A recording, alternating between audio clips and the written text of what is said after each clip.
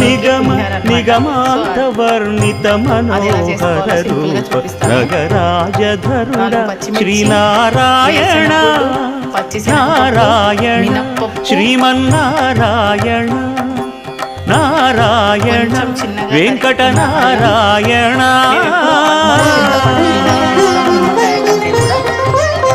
అందరికీ నిమ్మకాయ అవైలబుల్గా ఉన్నా లేకపోయినా చింతపండు అనేది అవైలబుల్గా ఉంటుంది. దీపించు వైరాగ్య దివ్య సౌఖ్యం దీయలోపక కదా నన్ను నొడబరపుచు పై పై కళాయి పెట్టి దాంట్లో కొంచెం నూనె పోసుకొని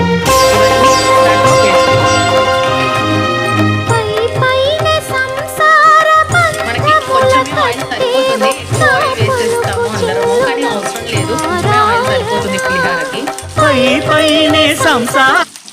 రైస్ ఆయిల్ని ఎక్కువగా అబ్జర్వ్ చేసుకోదు కాబట్టి మనం ఇలాగా కొంచెమే ఆయిల్లో ఇవన్నీ ఫ్రై చేసుకుందాం. ఇప్పుడు కొంచెం కరివేపాకు వేసుకుందాం. మెయిన్ ఇంగ్రీడియంట్ కరివేపాకు పులిహోరకి చాలా టేస్ట్గా ఉంటుంది. కరివేపాకు అనేది చాలామంది బాగా ఫ్రై చేసేస్తారు, వీటిని కూడా బాగా వేపేస్తారు. కానీ మరీ అంత కలర్ మారనివ్వకుండా లైట్గా కలర్ మారినా సరిపోతుంది. ఇప్పుడు కొంచెం హింగువ, పసుపు. ఇప్పుడు మనం ఈ తాళింపులోనే చింతపండు రసాన్ని వేస్తున్నాం అన్నమాట. బాగా చిక్కటి చింతపండు రసాన్ని తీసుకోండి, ఎక్కువగా పలసగా చేయకండి.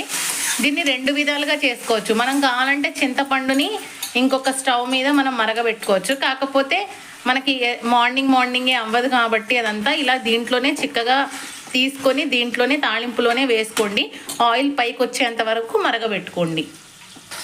ఇప్పుడు చింతపండు వేసుకున్న తర్వాత చిటికెడు సాల్ట్, చింతపండు గుజ్జుని వేసుకున్న తర్వాత. క్వాంటిటీ పరంగా కేజీ రైస్కి మనకి 100 గ్రామ్స్ చింతపండు సరిపోతుంది.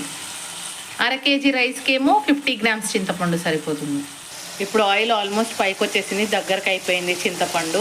ఇప్పుడు మనం ముందే వండి పెట్టుకున్న రైస్లో ఇప్పుడు రైస్ని దీంట్లో వేసుకున్నాం. మనకు సరిపడ రైస్ని మనకి ఎంత సరిపోతుందో అంత రైస్, అంటే మీరు ముందే తీసుకున్నారు కదా.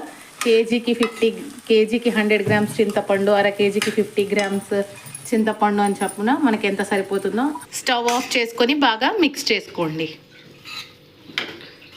చూసారా, మనకి టేస్టీ పులిహోర రెడీ అయిపోయింది. చూసారా ఎంత కలర్ఫుల్గా ఉందో.